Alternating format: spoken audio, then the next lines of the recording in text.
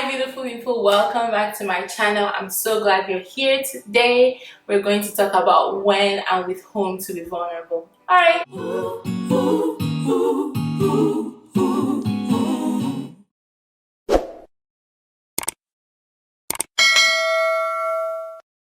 When to be vulnerable and with whom to be vulnerable. So if you've been watching my video series on vulnerability, you've seen like it's powerful.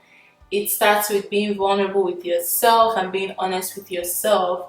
And now that we have started establishing that vulnerability and honesty with ourselves, we're going to take it out into the world. So when and with whom to be vulnerable, I would say when to be vulnerable. You should be vulnerable when you want a deeper connection with someone. You should be vulnerable with people that you feel safe with. So I know for me, I try to do relationships in my head, and I try to, because being in my head and being in logic and reasoning feels safe versus like relating with my heart, because that is like if you if you move around, like it could really hurt me. So I used to always stay in my head, and I try to, I guess, like relate to people from logic and reasoning and what makes sense and everything. But what I decided since my emotional healing journey is that my heart is strong enough and powerful enough to do relationships. So I'm thankful for my head, I'm thankful for my reasoning, I'm thankful for thinking and all of that. My heart is strong enough to connect to people. I should say that. My heart is strong enough to connect to people. Yes, for sure, use your head and your heart in relationships, because your head is going to help you to be able to look at patterns, to be able to look at, is this person a good friend? Is this person reliable in relationships? Is this person a safe place for me to expose my heart?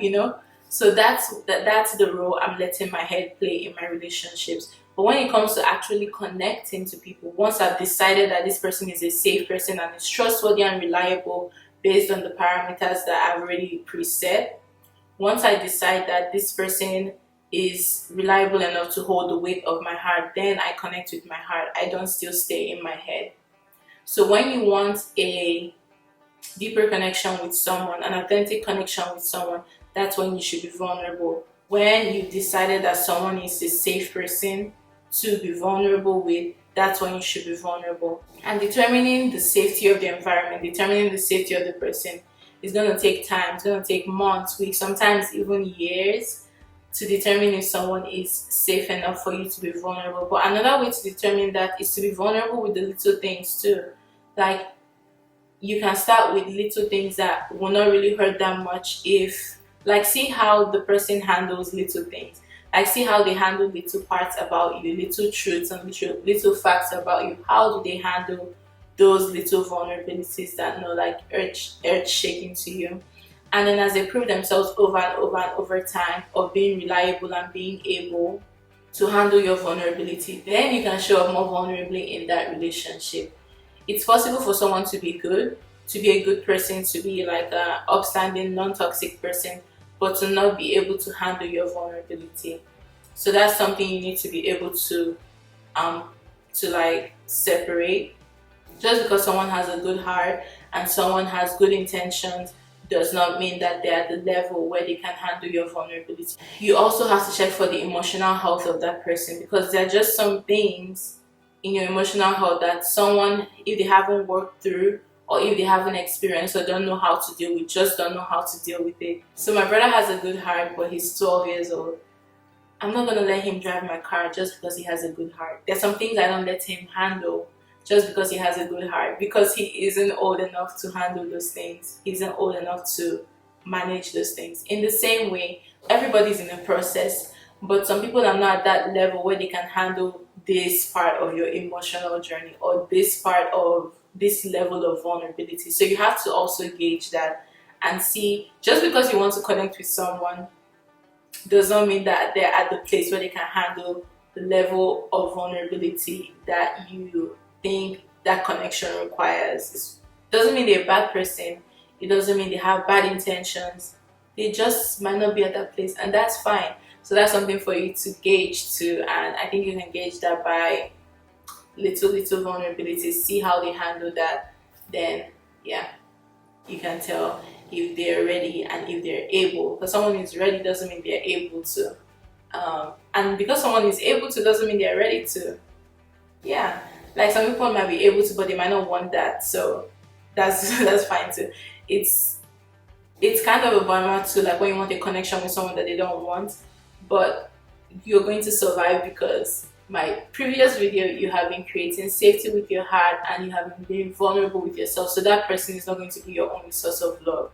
Like you're also loving yourself in that space. So this is a messy topic. It's, you know, touchy, which is why most people just decide to stay closed off. But when you stay closed off and you're not willing to be open or weak, you will not be able to build strong relationships. So that's a risk. Even with all these safety mechanisms that I've laid out, vulnerability is still a risk because we can't see everything, we don't know everything. So at some point, we're going to have to take the leap of faith or jump, you know, after. And part of me is like, after reasonable, like reasonably. That logical part is like, no, stay safe and everything. But yeah, there's still going to be risk. Like even if someone is like safe to the max, like in your mind, like there's still going to be a risk to it, which is fine. Like you're strong, and if you do get hurt in your vulnerability, you'll survive, you'll heal, you're strong, you're a human being. And yeah, I think sometimes we baby our hearts too much. Like we think like if we break, like we'll never recover, but actually if you go through that healing, you're going to come out stronger than you were before. But yeah, that's all I have on vulnerability, I think. And leave comments down below, like, subscribe. Don't forget to share this video with and this series on vulnerability with someone who is seeking emotional healing, or someone who you think needs emotional healing even if they're not seeking it, or someone who has told you that they want emotional healing, or anybody in general, because honestly, don't we all need emotional healing? So yeah, love you, and I hope you stay loved, and I hope you know that you're worthy regardless of anything else going on around you, that you're worthy as you are. And until next time that you see me, bye.